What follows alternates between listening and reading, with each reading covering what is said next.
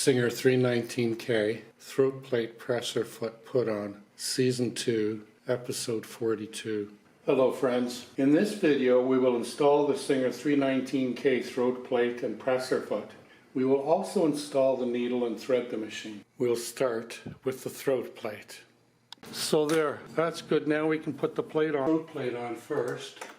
I'm sure you've seen it before, but in case you haven't, all you do is put that, spring thing underneath here and here. Underneath there, it's in, and then it's just push it forward, seats around the dogs. Isn't that simple?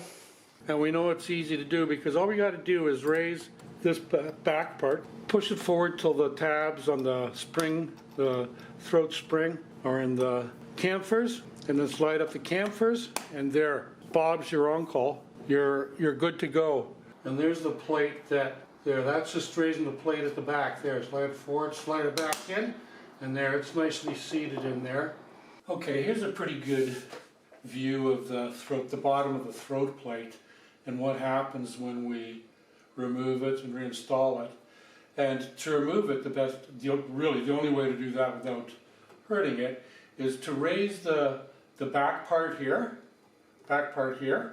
there, so that it rises above the dog, the feed dogs, and then just slide it towards the outer perimeter of the sewing machine. And you can see the tabs on the spring right there. In this shot, we see a number of things. There's the dog, the feed dog, there's the presser foot. Okay, so here you can see the chamfer there and the chamfer there. And it's that slight angle which makes it easier to return the dog to the place it needs to be. So we just lift the back of the dog up as we approach the dogs. Lift the back of the throat as we approach the dogs. And then you can see how the spring is navigating itself over the chamfer, and then it's just a matter of there. That gave us another view of that, another angle on that one. Now we'll look at the presser foot.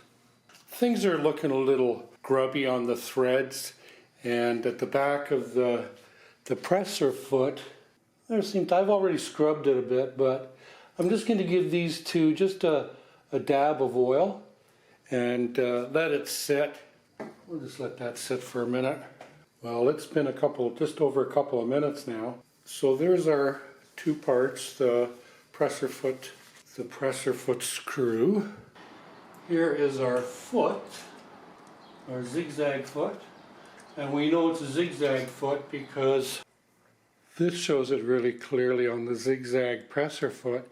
You can see the wide opening here for the needle to move laterally. And here on the standard hinged foot, there's just a small opening for the needle to move up and down only. It can't move with any width or side to side. So that shows it quite clearly.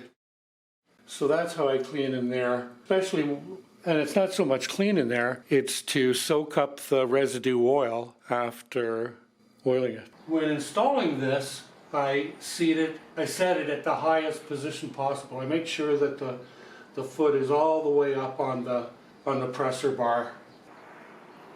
So there's another view. It's looking nice and shiny after we gave it a little brush up there, a little bit of oil and a little bit of love, eh? But what a pretty machine. Next, we will set the needle. But there's that flat aspect, that flat side, and that goes to the rear of the machine, or to back there anyway.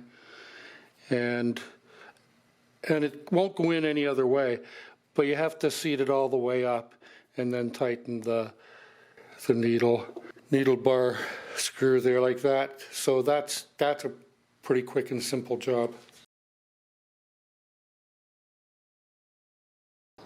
Okay, we'll bring the thread over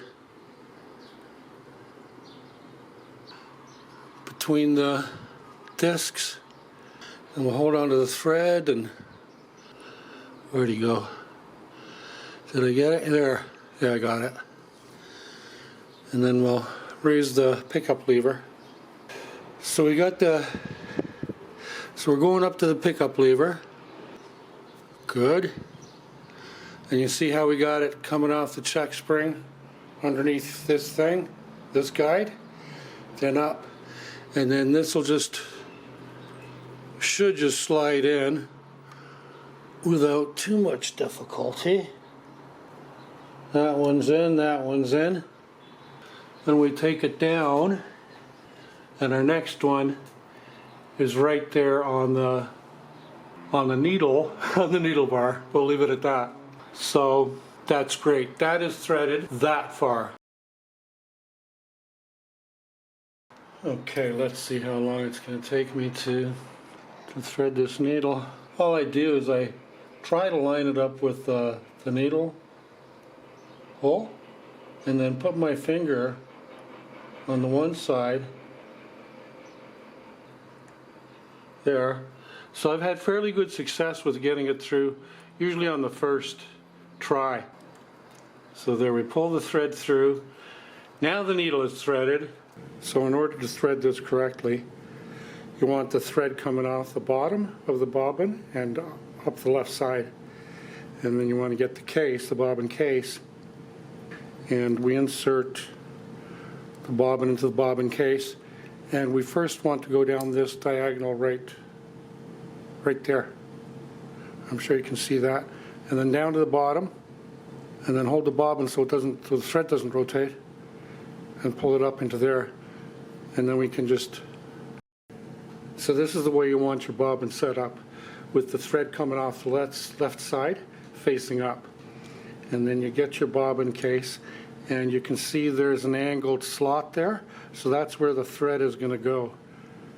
So we're going to get the bobbin into the bobbin case with the thread down there, and then pull it all the way and seat it in right there, keeping my finger on the bobbin so the thread wouldn't rotate.